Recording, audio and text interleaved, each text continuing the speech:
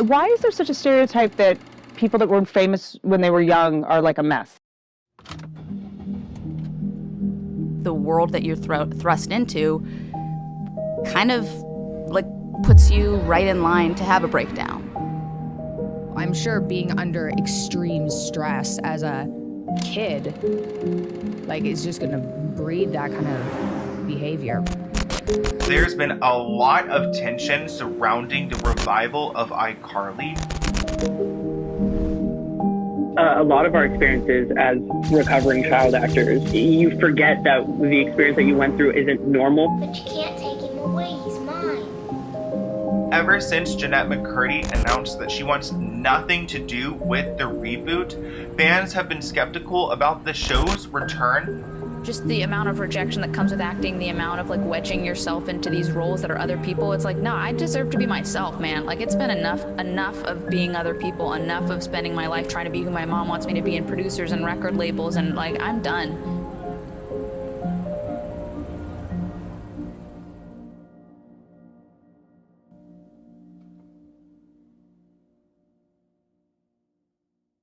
Welcome to Internet Impact. I'm Donna. Once again, we will be talking about another controversial topic that the algorithm may not like. So hit that like button real quick so it'll be nice to me.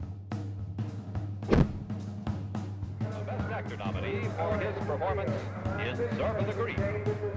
Also a past guest. You know, with the absence of social media years ago, the attainment of the celebrity lifestyle seemed like a distant reality, limited to those select few willing to uproot their lives and move to the land of dreams. Today, that goal feels more attainable to any kid around the world who has access to a cell phone. Several polls and surveys have shown an increased inclination for kids to do so as well. That got me thinking, though, of the system kids are put through in order to achieve this goal. All the horror stories of child actors who go off the rails. Is this all a coincidence, or is there a system in place purely designed to maximize the profit out of an individual, all at the expense of their well-being? To examine this, today we will be examining the case of former iCarly actress Jennette McCurdy and why she chose to leave acting indefinitely.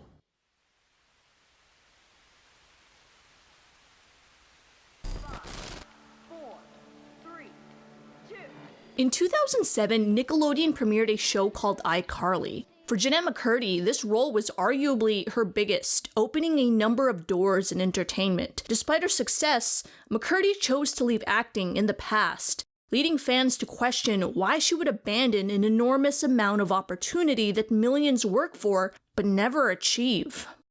The hit show follows Carly Shay, a teenager who starts her own web show called iCarly. With the help of her friends Sam Puckett, Freddie Benson, and her brother Spencer Shay, Carly and the group navigate what it's like to have success on the internet while balancing a normal teenage life. The program ran for 6 seasons and was wildly popular, being nominated for an Emmy for Outstanding Children's Program 5 times. More importantly, it became a staple in the lives of many children, so much that 10 years after the show's final season, iCarly is back in 2021, streaming on Paramount+. This time, the show follows the characters' adult lives. Additionally, it has been redesigned to cater to the adults that watched the show back when they were kids. Naturally, fans were ecstatic at a childhood favorite show returning, but it would be coming back without a vital character, Sam Puckett. Jennette McCurdy, who plays Sam, has expressed on multiple media platforms her negative relationship with acting because of her experiences with it in childhood. You are on hit shows, like, you're a big name, like, how is that? Does that mean anything to you? Dude, no, that's such a good question. It's the thing that I feel the most shame of in my entire life. I do not like any of the acting work that I have ever, like any of the projects that I've been a part of as an actor. And even talking about it, honestly, my heart starts to race, and like I feel like I almost could cry. It brings me, I know that like the shows, that some people liked the shows and like kids liked the shows, and I think that's great that they liked them, but for me it was really hugely negative on my self-esteem and on my mental health, and I think largely contributed to so many eating disorders, and it's like, it's a thing that kind of haunts me. The toll it has taken on her mental health has pushed her to leave it indefinitely. Her former co-stars have been vocal about their support for her decision. There are a few absences that we do have in the show, mainly Sam Puckett and Gibby. Will their absences be addressed in the show? We don't go crazy into deep, but we want to let the audience know where she is and what she's doing. Yeah, we're not just trying to steamroll over that. Yeah, while also respecting where Jennette McCurdy is in her life. She's decided to move on, and we're super proud of her and super happy for her, and we miss her.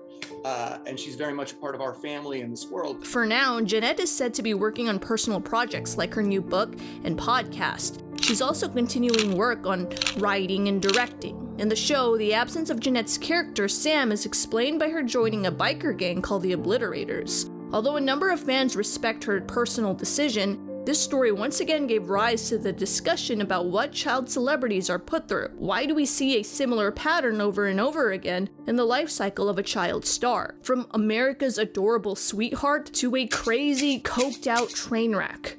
Well, this is what the public perceives them to be, at least. Before we critically examine the pipeline of what may lead a child actor to a seemingly destructive path, it's important to take in some considerations. There is little research done in this area. That is for a few reasons. One, with their wildly busy lives, it's difficult to get child actors or celebrities into a lab. And two, it's not ethical or possible, really, to take a group of children, put them through the celebrity pipeline, and then examine their lives from start to finish. Maybe in another Black Mirror episode, but not this one.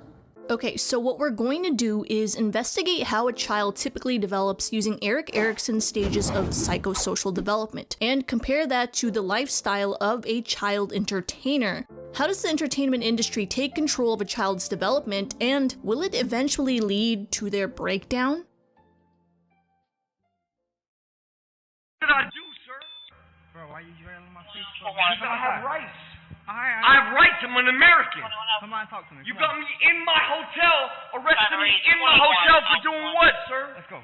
Yo, you really got these cuffs on me heavy, bro. I'll fix it. I want to begin this story by starting at the end and taking a look at the messy adult life of former child celebrities. This stereotype comes from the occurrence that seems to disproportionately affect celebrities who started their careers at a young age.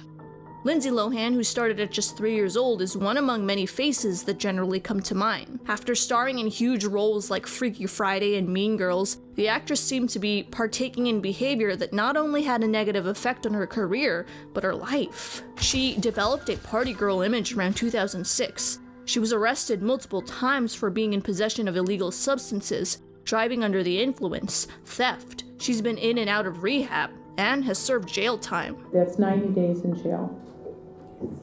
The court is also going to order Dr. Sharma, or appoint Dr. Sharma and Malinak.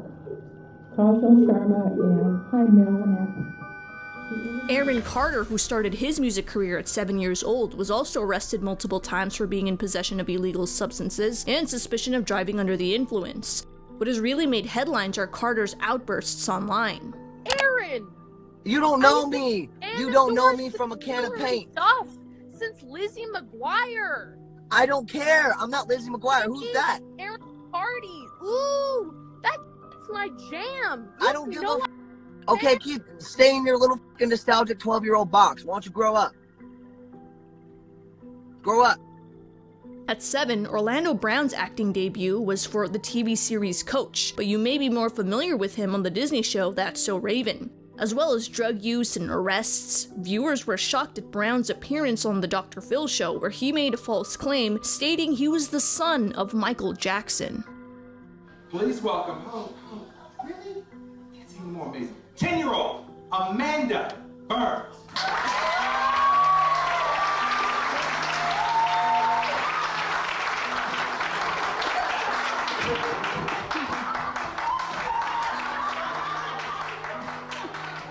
Amanda Bynes, another actor who started at 7 years old, has received a number of accolades, 7 Kids' Choice Awards, and a Critic Award. Though Bynes starred in several hit shows such as All That, The Amanda Show, and What I Like About You, we see her fall into the same destructive pattern: substance abuse, DUI, allegedly starting a fire in a stranger's driveway, and outbursts online. Bynes' mother is also her conservator, which means a court has appointed her mother to legally make decisions for her. Jennette McCurdy, of course, has chosen to put an end to her acting career, despite the potential upside that may occur if she had chosen to continue. Because she has chosen to forgo the benefits that come with being on the iCarly reboot, it makes one wonder if the consequences of fame as a child are inevitable. The best way to speculate how the entertainment industry may ruin someone is to look at how a human typically develops. For example, in our lives, we go through developmental milestones that shape our perception of the world. For instance, at around 8 months to 15 months, human babies will start to walk. Now, there are people who are born with disabilities, or an accident may happen that will cause some to not hit that milestone. The way these two people view accessibility will be different. The able-bodied person may not give a second thought about accessibility issues. And that's because they've never had to think about it. The person who's been in a wheelchair all their life will most likely fight for pro-accessibility legislation because of how tremendously it has helped them in their lives. Both people see the world differently, live their lives differently, etc. Now, the reason why I chose that as an example is that it's something most of us can relate to and see the perspective of. Developmental milestones in the psychosocial department are a little more complex. So that has to do with age, when someone learns how to trust, autonomy, how to love, things of that sort. The reason why it's complicated is that it's difficult to put an age range of when these things actually occur. Culture even can affect it altogether. Because of these complexities, I want you to not pay attention so much to when these milestones are supposed to occur, rather pay attention to how they occur and how the celebrity lifestyle and system has disrupted it for a number of child actors.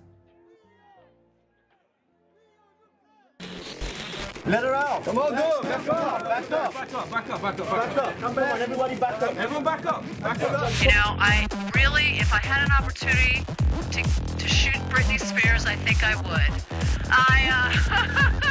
How do you feel about all the constant speculation about your virginity and whether you are a virgin or not? There's one subject we didn't discuss. What was that?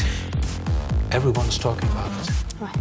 Well, your breasts. Is Brittany a bad mom? Hey, cameras out. Cameras out of the store right now. Why are you crying, Brittany? You okay, Brittany? Are you okay, Brittany? Please go away.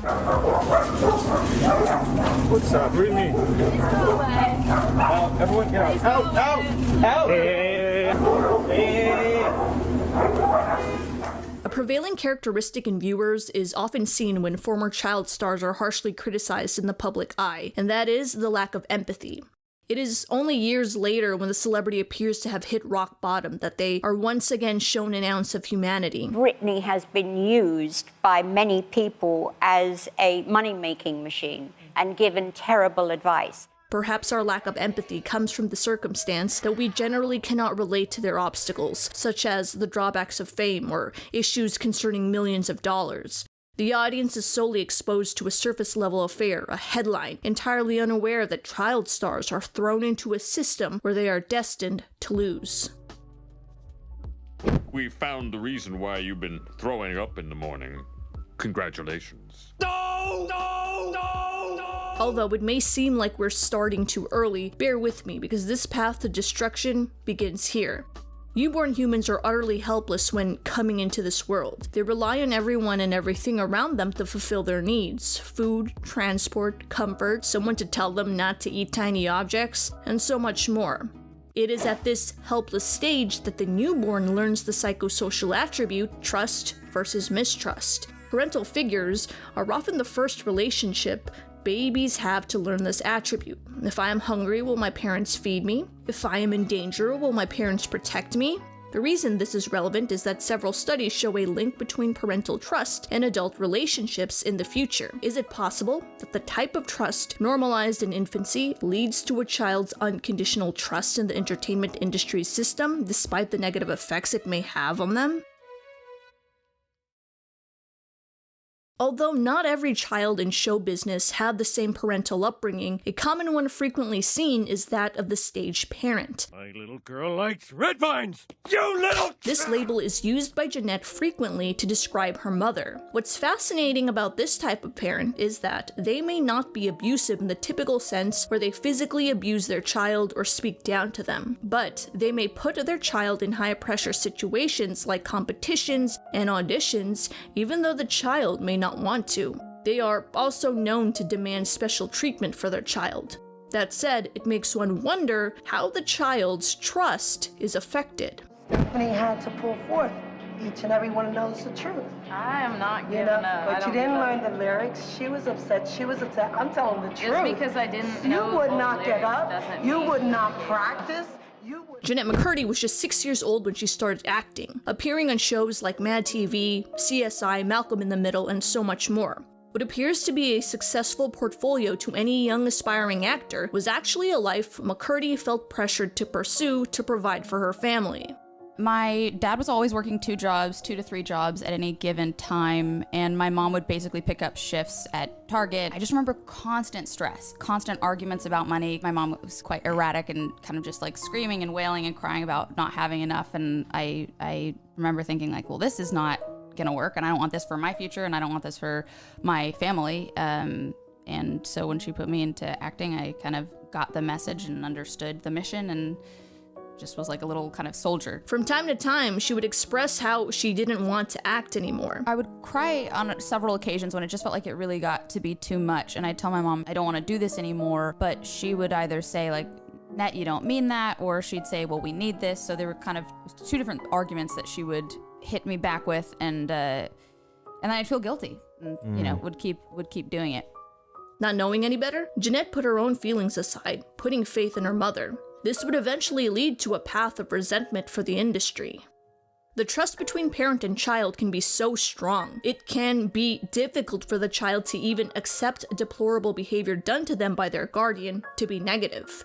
American Idol star David Archuleta, for instance, was on a missionary trip when he received several emails from his father. The emails were emotionally abusive, detailing his father's disappointment at the fact Archuleta turned his back on his singing career. The content in the emails impeded on Archuleta's work, raising concern from his mission president. Here I was on my mission as a 23-year-old, beginning to talk like a kid, stuttering. I couldn't make my own decisions. I would say I don't know a lot. I'd become very insecure. I would talk down on myself, basically laugh at how stupid I was. And so my mission president brought me in. He just said, what's going on? He knew the only way to explain his poor performance was to show his mission president his father's emails, but even this was a struggle to do. There was this like little glimpse for like just a moment saying, hey, give these letters to your mission president. And then there's like another voice in my head screaming at me saying, no, you would be betraying your dad, your own father. And so that was really hard for me. It was like I wanted my dad to also approve me and love me as well. So I was like, how could I do this? And ruin my dad and make him think that I hate him by exposing him? I can't do that to him. When Archuleta's feelings were validated by his mission president, something within him still felt the need to defend his father. My mission president brought me back in and he said, so I read those letters, those emails, and he said, this is totally abuse. I looked at him and I actually laughed. I got very defensive. What are you talking about? He's never abused me.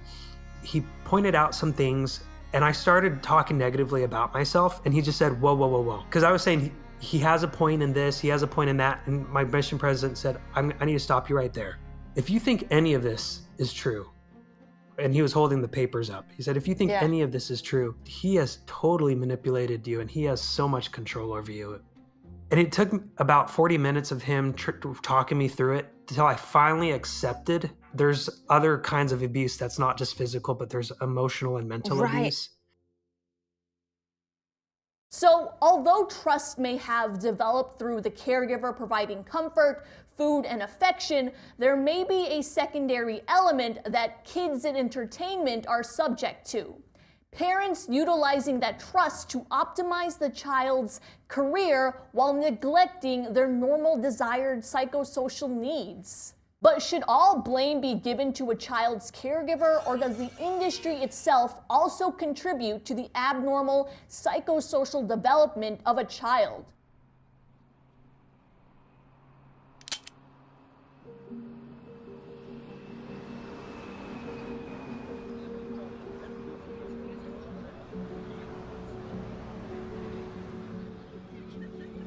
While some milestones seem to be totally in the parents' control and out of reach from the industry, the system it works upon can still have a major impact on a child's development. The next stage of Erik Erikson's psychosocial development theory is autonomy versus shame and doubt. In this stage, children will undergo events like potty training, developing their own preferences of food or toys, and picking out clothing. All this facilitates what kind of control the child perceives to have over themselves. If developed correctly, the child will gain a sense of autonomy rather than shame and doubt towards their own ability to act independently. I have autonomy over myself. Potty training and food preferences are milestones that are learned at home, but the entertainment industry machine can grasp a hold of these certain aspects of life, all in the interest of branding.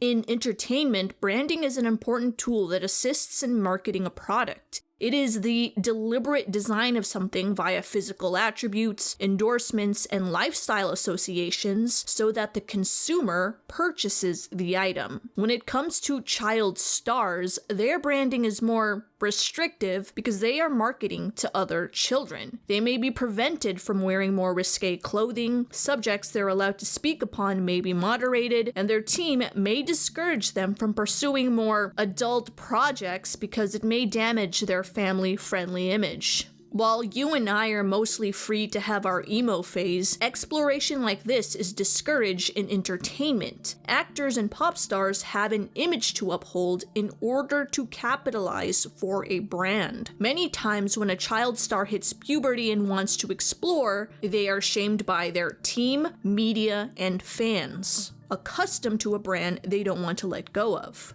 Miley's not Hannah Montana anymore. She's a 20-year-old woman who wants to express herself as an artist. And I get that, but you also know a lot of people have hated what she did. They think it's outrageous. They want her to stay little sweet Hannah Montana. Jennette McCurdy talks about the lack of control over herself, which has manifested in the form of her eating disorder. I had eating disorders for 13 years, and it was this constant chase of feeling like if I could just have a better eating disorder, have the right eating disorder. For example, I had bulimia, and when I had bulimia, I wanted to have anorexia. I definitely feel like that was my main coping mechanism. Is it because it was like this sense of control that you had? 100%. Okay. It was all about control for me. I felt like everything else in my life was either my mother's decision or my manager's decision or my agent's decision or the network's decision. I felt like there were so many people in my life making every decision for me. I really felt like I had no authority over myself, and I think that the control over my food and body, or the control that I felt like I had, was the thing that made me feel like I can at least control this. By 11 years old, the actress was accomplished at her craft and became the main source of income in her family. Attaining role after role in the space, her mother began to worry about Jennette's body development due to puberty. This change would mean losing roles that kept the family afloat. Because of this, Jennette was put on a strict diet in an attempt to keep her physically small and young for her age. Now, even if a producer isn't telling a child explicitly what to eat so they can achieve a certain look, show business naturally casts certain looks for certain roles. This incentivizes terrible, or maybe even just uneducated parents to place their children on strict diets. This was the case for McCurdy. I always remember feeling that my mom really struggled with my body, weight, and diet. She'd regularly compare my size to that of other girls.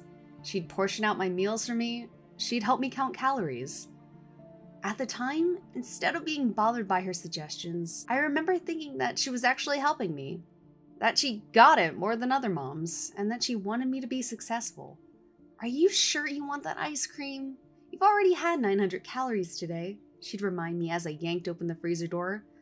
I'd pause, rethinking my decision, and then I'd lose my grip on the door and let it shut slowly as a wistful expression crossed my face. That's Mom, always looking out for me. So while a typical child is able to attain autonomy by developing their own food and clothing preferences, a child celebrity's career is able to interrupt this stage via strict diets or forcing a child to stay on brand in terms of clothing. All of this is done in the interest of financial incentives. The next stage in psychosocial development is similar to the second stage, which is coined initiative versus guilt. While the second stage is concerned with the independence of the self, your own food preferences, your own clothing preferences, etc., Stage 3 is concerned with using one's independence to interact with the world. So here the child learns to initiate activities outside of themselves, like planning activities, or choosing friends and creating games. Accomplishing tasks of such nature sets precedence in how they engage with their own initiatives during their adult lifetime. I am doing this task with a purpose, and I am confident in doing so. Children who are overmanaged by adults and demoralized from exploration may emerge with a sense of guilt from their own abilities, afraid to try new things, that what they strive for isn't important. By now, you've probably noticed a pattern, that all these developmental obstacles are caused by the rigid structure child entertainers are subject to. I am 12, and I am a machine. I'm currently contractually obligated to complete multiple overlapping projects. I'm president of a corporation with salaried family members and multi-vertical teams. Revenue models for billion-dollar media empires revolve around my peers and my faces, talents, and labor.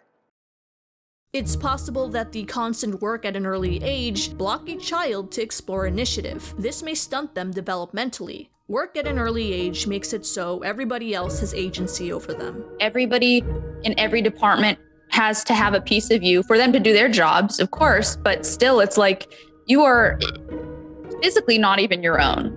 You're told to change a thing and the mic person's like touching your tits and you're like, okay, I guess. The child makes little to no decisions for themselves. Even when Jennette was acting, the interpretation of her characters possibly wasn't from her, but from her acting coach. I worked with the biggest kid actor coach in town, Marnie Cooper. But I didn't like that experience at all. But wait, acting coaches, I've never had one, so it's not fair for me to say, but I don't know if that format works for me. Like, once my own sense of logic gets wavered or thrown, I lose a lot of confidence. Your opinion sounds like the correct thing to me because it's like, it's such an intuitive experience that having somebody else kind of overanalyze, break down, and have a routine and it's like, that's kind of going against it. The whole thing is throwing yourself and your vulnerability into a role. It's so counterproductive to just be like, well, by here you need to hit this mark and that. It's like, you can't wedge yourself into logic for acting. Come on, right? Time and time again, a number of kids in entertainment have spoken up about the loss of childhood or having to grow up quickly. Eventually, I reached 18 years old and thought, I have not had a childhood at all. This makes initiative difficult to develop for children in show business because they aren't the ones pushing to progress their own career. Like I've said, it's their parents or their team. Furthermore, it's much more complicated than just quitting piano lessons because you didn't like it. A lot of money and jobs are on the line for the child just to quit. I admit myself to rehab against the guidance of my team. They continue to send me auditions while I'm on bed rest. I'm not here for drugs or alcohol. I'm here because I'm at least 20 pounds underweight, and I'm daring to believe that my health matters, even if it feels like I'm the only advocate for it. Unfortunately, I'm reminded that taking this break risks losing momentum. Unless I have elite representation, millions of dollars, and major networks pouring into a strategic debut into adulthood, my younger work will not amount to much in the eyes of serious film and television casting directors.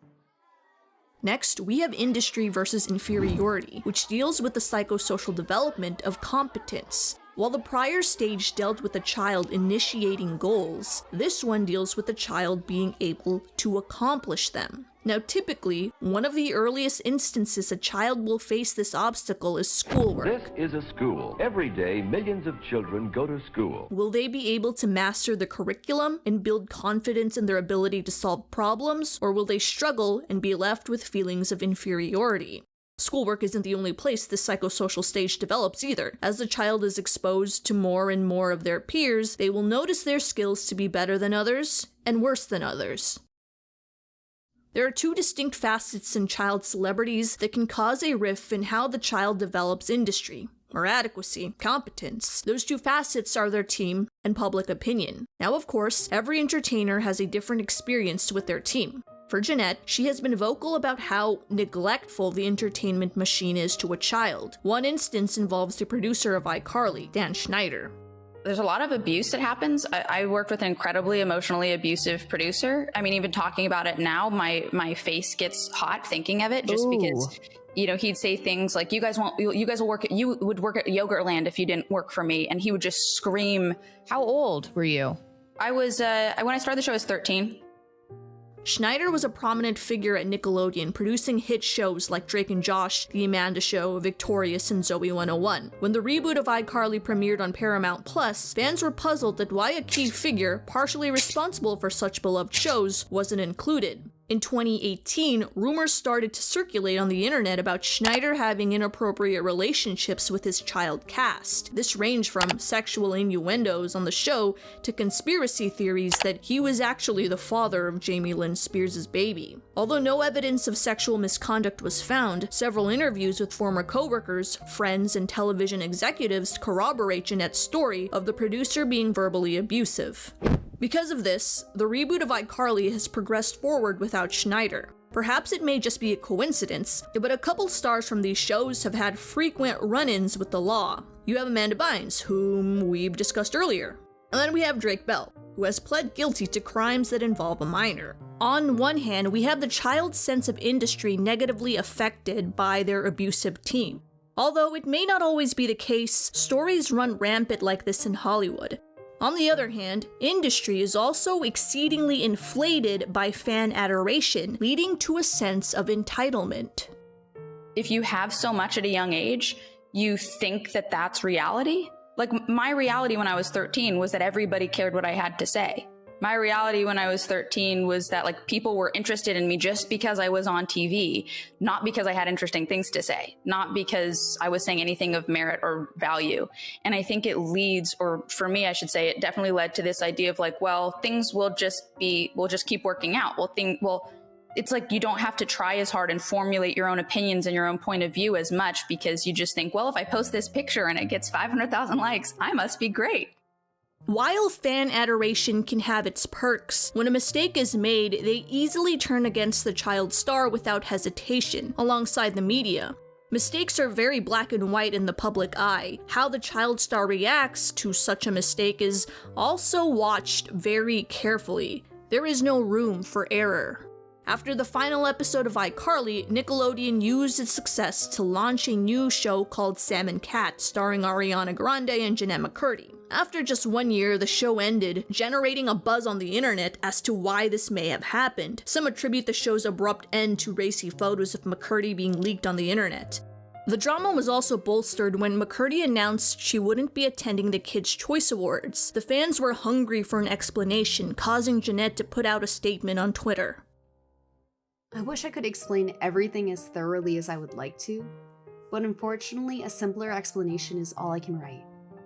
I was put in an uncomfortable, compromising, unfair situation. Many of you have guessed what it is, and I had to look out for me. I want to thank those of you who have reached out with kind words of support, McCurdians and Arianators alike. No matter who or what you support, I believe in supporting fairness first. If you have done that, thank you. My previous tweet has nothing to do with pics leaked. Oh, you guys, lol. It has to do with how Nickelodeon treated me. That's all. Thanks for the love. A spokesperson from Nickelodeon verified the tweet, also explaining the leaked pictures did not cause the cancellation of the show. The photos caused no issues between McCurdy and the network and we have the utmost respect for her.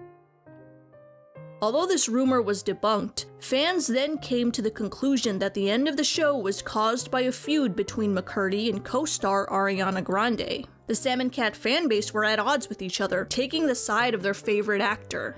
With the unsolicited opinion of a crowd in media and an overbearing team, the child's feeling of industry or competence is ultimately compromised. Who are they supposed to listen to? Even if they did make a decision, a mass amount of viewers will always be critical of that move. It is impossible to make everyone happy.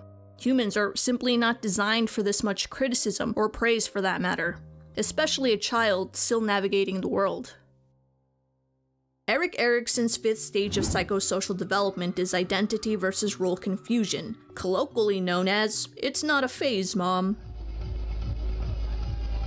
Although Erikson states that this stage happens in adolescence, critics have argued that this can happen throughout one's lifetime, and simultaneously with other stages. This stage refers to one finding where they fit into society. Here you will find the adolescent experimenting with different roles. One way to do this is through different friend groups, the jocks, the nerds, the band kids. More ways this is done is through relationships, jobs, and hobbies. Experiences in this stage will contribute to building one's identity, your core beliefs, your values. This very phase may explain why youth subculture emerges in teenagers more than any other age demographic. You had your flappers in the 1920s, greasers in the 50s, and e-boys and e-girls today. Can you think of different types of 40-year-olds? Probably not. But my mom, I idolized. I worshiped the ground she walked on. She was my identity. Like, I lived and breathed for her. When I say my identity was like what my mom thought of me, it was 100% that. So the idea of pulling away, getting away wasn't even something that came into my mind, to be honest. Right. It was just like, I would be completely lost. I would be nothing without her. Also, I had been fed that messaging my entire life of, you're completely incompetent. You are not smart. You can't do anything without me. You need me. I'm the thing that keeps you from just completely being derailed and a loose cannon and unable to handle yourself. Like it was all that messaging for so long of my life that led me to think that I was kind of incompetent and helpless and didn't know right from wrong, didn't know good from bad, couldn't make decisions on my own. The child star's identity is controlled by several different persons and entities. One, of course, is the stage parent, which was the case for McCurdy. Second, it is a trait based on individual appearance. The child's physical identity is dictated by the pipeline. My adolescence was all about being like the lowly, hideous goblin that the handsome boy dares to speak to. Like, how I did him with his fucking bowl cut parted down the center for him to even look my way. He was like a hero. Did that affect how you viewed yourself? Yes. My agent, when I was 10 years old, my mom was screaming on the phone with my agent about me not getting in for an audition because of Winn-Dixie. And my agent, I literally hear her on speakerphone go, well, Jennette is not, they want a ethereal beauty. Jennette is not an ethereal beauty. She is homely. And I was like, okay, I guess I read homely. Guess I'm gonna go put on my children's plays pants. Additionally, fans project the child star's brand image onto the actors, even if that image is not their actual identity. Oh my god, are you Sam? No. The Sam Puckett character Jennette played was vastly different from how she actually was in real life. On the show, Sam's personality is anti-authority, aggressive, witty, and sarcastic. She's been in juvenile detention, arrested, and will often do anything to avoid work. One of the most distinguishing characteristics of Sam is her insatiable love for food. Ironically, it was around this time Jennette in real life had an eating disorder. Now, it's one thing to play a role that is so unlike you. A lot of kids do it all the time for school plays. It's another thing to have the public actually think the role is the real you. I had this thing where my character was very like, she'd been to juvie and she'd seen the dark side of the tracks. She would like walk onto the set and say like, I even like made my voice different for the character. So I had this thing where people who came up to me, who approached me, were really disappointed that I was just like anxious Jennette and not like bold, confident, juvie, buttersock slinging Sam. feel like particularly for actors, maybe there's a bit of an identity crisis with being famous because you're famous for something that's not you. Like maybe it's easier for Oprah or somebody who's like doing something they're proud of and it's them. But I think if it's acting, it's sort of like you're known for this thing that's not even you. So, you know, who am I underneath that? And would I be famous if it were just me? My character's the famous thing. In various interviews, Jennette has mentioned how embarrassed she has been playing a role such as this one. One of her co-stars, Noah Monk, who plays Gibby on the show, has expressed a similar sentiment. I've been an actor since I was like 10 years old. I got commercials here and there, like commercials, and then small TV shows, and then small parts in movies, and then I got iCarly, and that kind of just like was the role that took me for 5 years.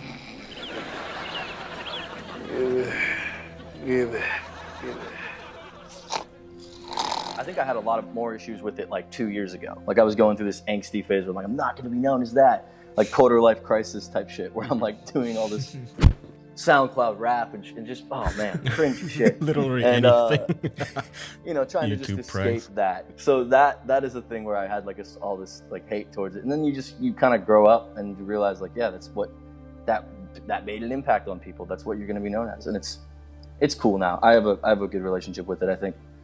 And but I mean, I hope to, through the shit I'm making, that I can sort of break that mold. Not only are fans hammering an identity that doesn't represent them, they're commenting on a number of aspects that concern their personal life. For a young person still exploring their place in the world, you can only imagine what kind of effect this has on their development of identity. According to Erickson, children prevented from exploring different identities will result in role confusion, a weak sense of self. What's interesting is that Jennette took on the identity of her eating disorder, the only thing she felt she could control. I had this experience in eating disorder recovery where I was actually terrified about what my identity would mean without the eating disorder because I felt like I was nothing without it. Genuinely, I felt like, well, this takes up 90% of my thoughts every day of my life. This is how I'm oriented. This is the way in which I go about the world is through this eating disorder lens. Without that lens, what is reality? What does reality look like? Additionally, Erickson explains individuals pressured into an identity may retaliate with rebellion and have a general overall lower well-being. My mom had cancer for the first time when I was 2, so I was always kind of aware of the fragility of her health. I just had this weight on me all the time of, well, she could go at any time. It was stage 4 metastatic breast cancer. Somehow miraculously she recovered, but knowing that, you know, she was in doctor's offices every 3 months to get these checkups, and the awareness of her death was always weighing on not just me but the entire family, you know. And then her cancer recurred when I was 18.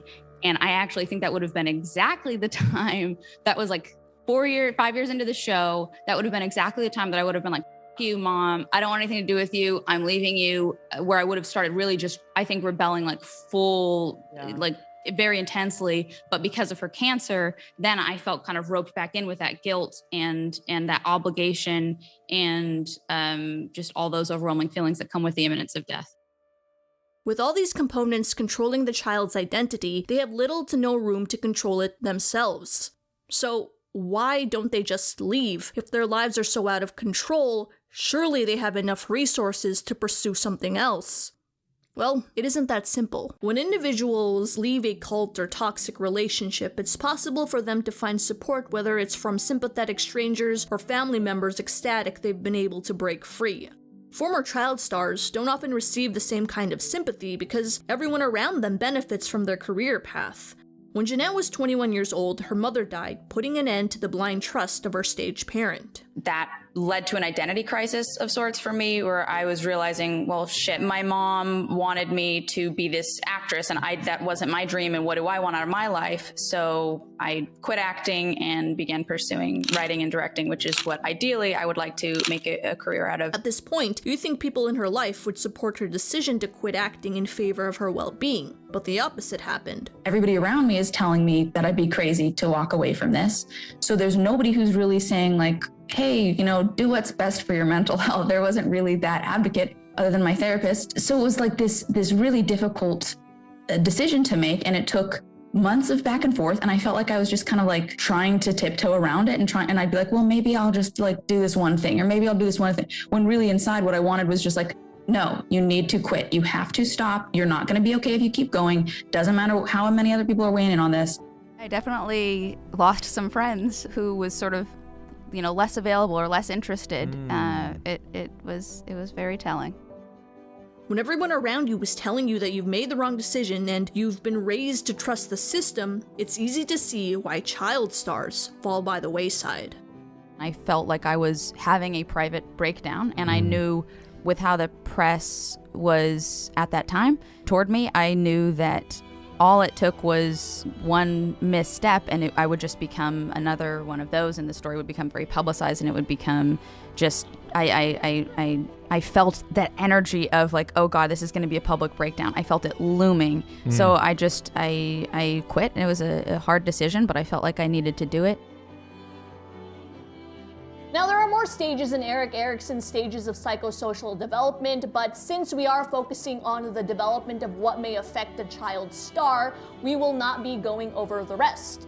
However, it's quite clear how a child star's upbringing may alter the way they develop from that of a typical child. I think the irony in constantly trying to live up to adults and be like adults when you're a kid is that I feel like for the first half of my 20s, I felt like I was less adult than my peers, like significantly less adult, because I felt like I was so emotionally stunted. And it sounds so bizarre and ironic because it's like, well, if you're trying to live up to an adult when you're a kid, how come you're not just an adult earlier and then but it's like, there's a difference between being an adult and being a kid trying to be an adult. And I felt like at 22, I was still stuck as a kid trying to be an adult, as opposed to like a natural 22-year-old, albeit young, but adult at that age.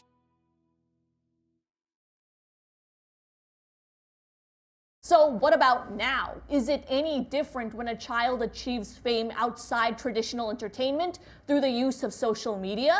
One area of praise social media frequently receives is its ability to give the individual control of their own branding or image, rather than putting it into the hands of a large corporation. Theoretically, this should solve the countless issues that result from the controlling nature of the entertainment industry. Yet we see those similar issues once again popping up, just in a slightly different way. Instead of being controlled by some bigwig producer, exploitative guardians play in favor of the YouTube algorithm at the expense of a child's well-being. Staged parents are still prevalent, with their kids putting on a performance for the camera, because the kids trust their guardian knows best. A child known on social media as Lil Tay made headlines when videos of her being a self-absorbed, disdainful influencer went viral. I'm only 9 years old, I ain't got no license, but I still drive this sports car, bitch. Your favorite rapper ain't even doing it like Her comment section was filled with rage as people believe this to be the future of a new generation, spoiled, narcissistic, and money-hungry. At just 9 years old, Lil Tay became infamous, collaborating with similar personas. The public would later find out that the Lil Tay character was a facade orchestrated by her older brother to evoke public outrage in exchange for capital gain. This cost me 2,000. This cost me 10,000, and this. I said stop saying 10,000, 2,000, 3,000, 2,500. Okay. Doesn't make any sense, Ted. After a long period of silence from the infamous character's socials, her brother released an accusation that Lil Tay's father was stealing her money and abusing her. After this, the story sort of fizzled away. Perhaps it was the lack of public interest, or maybe the Lil Tay character was so unlikable, it made it difficult for the audience to empathize. A number of stories similar to this one have sprouted up over the years. You have Micah and James Stauffer, who adopted a special needs baby, then gave him to another family once they realized how much work children with special needs actually are. Viewers accused the family of taking on an adoption for views and money. There was a channel called Fantastic Adventures, whose 7 adopted kids told authorities they were pepper sprayed, beaten, and deprived of food and water if they didn't participate in the videos. Then you have the channel called Daddy of 5, who filmed abusive pranks on their children. What the hell is that? What is this? Cody! Tell me! I didn't do that! Tell me what you did! I swear to God, I didn't do that! Not only was the channel banned from YouTube, but the family lost custody of 2 of the kids. Now, these are just stories that have received public outrage. I'm sure there are more. Rumors of this kind of circulate around the family blogging space all the time. There was this one family that had like a ton of kids. Okay, And then we were like in the middle of a show. Like the whole Jurassic World show started. And then I think the dad or someone was like, The uncle. one of the kids, The the uncle. uncle was like, hey, come with me. I have an idea for a bit. And For then the like skit, yeah. for the skit. And then the kid was like, no, it's starting. I want to watch it. Like, and then the mom was like, well, you don't have a choice. Get up and go. No, the Like, little girl said that. Oh, the daughter. little girl. Oh yeah, the daughter's like, He's you don't have a choice. she's Get like, up and you go. know, you don't have a choice. Yeah. And then he was like, I don't want to miss it. So far, the general consensus among my viewers at least is that it's okay for a kid to be on YouTube as long as they're not asked to perform. Family vlogging is an example.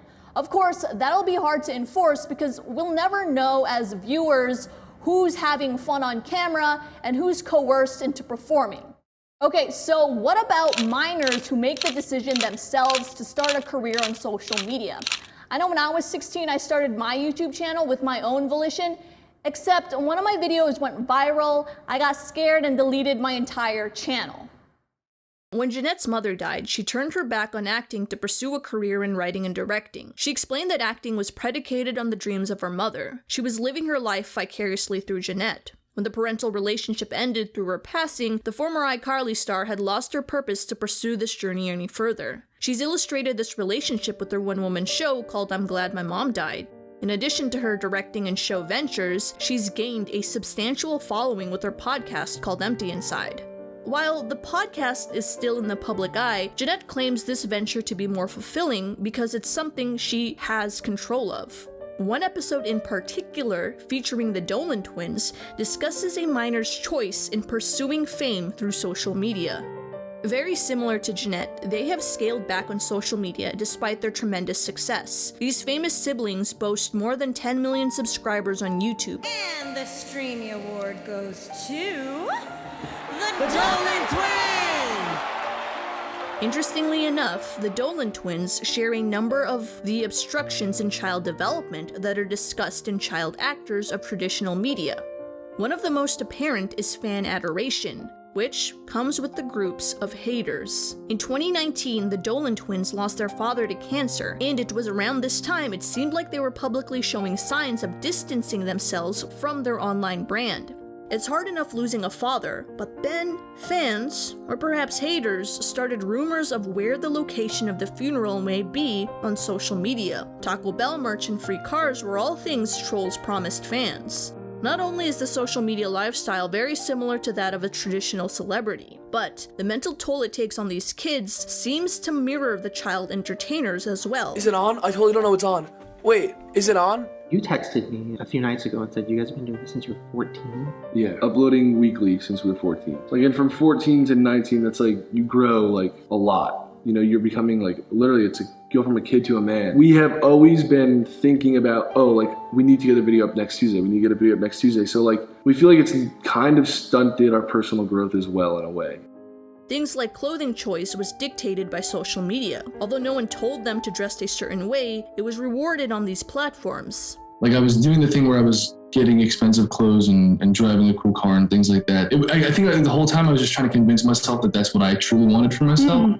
But it was really just so that you look cool. I can uphold this like famous reputation and like look cool for other people. And I think there was some sort of reward or praise for it as well that you get online that would feel good as like a young person. You think that you're cool. I mean, everybody wants to be cool. They mentioned feeling like the constant work made them lose part of their childhood, and that their identity on the internet is not their actual self. It's a brand the audience loves. When my real self was growing up, my video self wasn't as fast. You like create your own brand, and your brand is your name and it's who you are. I knew my brand so well, but then when I started to grow up and I like saw a different version of myself, I couldn't change that person online into that version of my real self because I felt like people who watched me liked me for that person who I was being online. So it like kind of makes you be a fake version of yourself, and then the more you watch that person, like every single week we're editing and watching back these videos that we're creating, and it's like,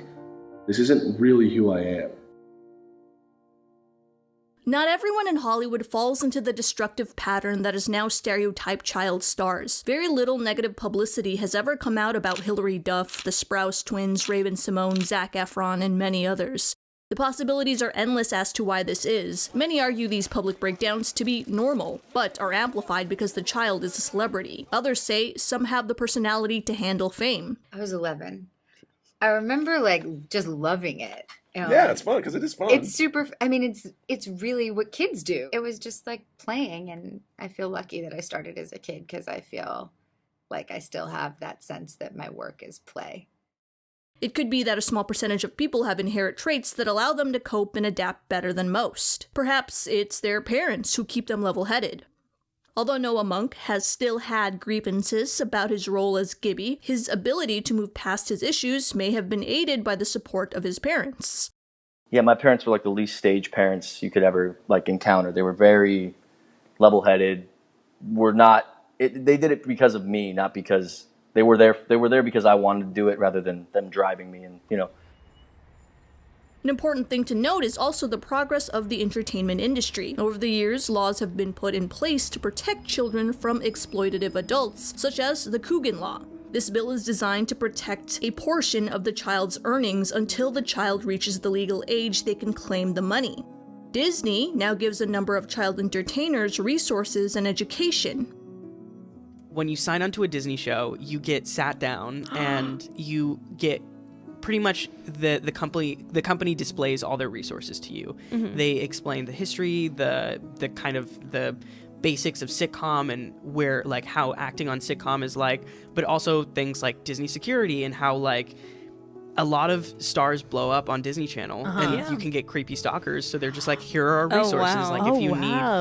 If you need security or something, we're here and we're available, but also here's the proper channels to go to if you ever need things. So it's pretty much, it's almost, think about it as when HR introduces you into a new company. Okay, yeah. And you get the sit down of here's your start paperwork and here's everything you need to know. And if you ever need anything, I'm here. That's pretty much what it is, but it's called Disney 101. This was not a norm in the 90s and early 2000s. That didn't exist. No? That did not exist. Really? Yeah, Well, even in Corey House era, that did not really? exist. No one had that. Yeah. Wow. It was there was no criteria at that time that was set up for supporting these kind of kids and everything, which I feel too is very different. We talk about 2000s era was a very different kind of climate for those kids. Despite such great strides in entertainment, many feel there needs to be more done to protect minors. Allison Stoner, whom I've referenced a number of times, suggests the solution of standardizing child therapists on set and in auditions, as well as standardizing child safety laws across the country and not just in select states.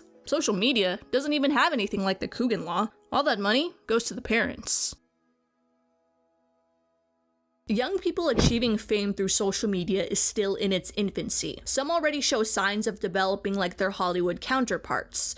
For celebrities, there is a harsh reality that comes with the territory. Everyone deserves privacy and respect, but if you choose to pursue a career in the public eye, you should expect things like outside opinion and what you make available to the public. The key word here, though, is choose. Many child stars are thrown into the spotlight by their parents or because some industry leader thinks they'd be good at it. More often, if a child does show interest, like in social media, they don't know the ramifications that comes with the profession in entertainment. If you made famous by the internet at an early age, have been vocal about this aspect. As accessibility to internet fame becomes more prevalent, the damaging effects of the entertainment industry pipeline will reveal itself to the public more and more. Will it change a child's mind who is in pursuit of this dream? These are kids that are trying to make these decisions early on in life. They don't have the knowledge of, really understanding what they actually want to do with their life. And sometimes when you jump into it, it becomes this insanely long journey that you just can't step away from because it is really addicting to get views. As tempting as it is to throw this issue away because it concerns people richer than us or more privileged than us, keep in mind that this does affect you. Celebrities and social media stars are wildly influential. Even if you only take notes from people like Mother Teresa, chances are someone you know has been affected by a celebrity. Why do you think brands spend millions of dollars just for them to take a picture with their product? Why do you think they get asked to tell people to vote? Because of this, it is important that these kids go through a system that promotes their well-being rather than damages it.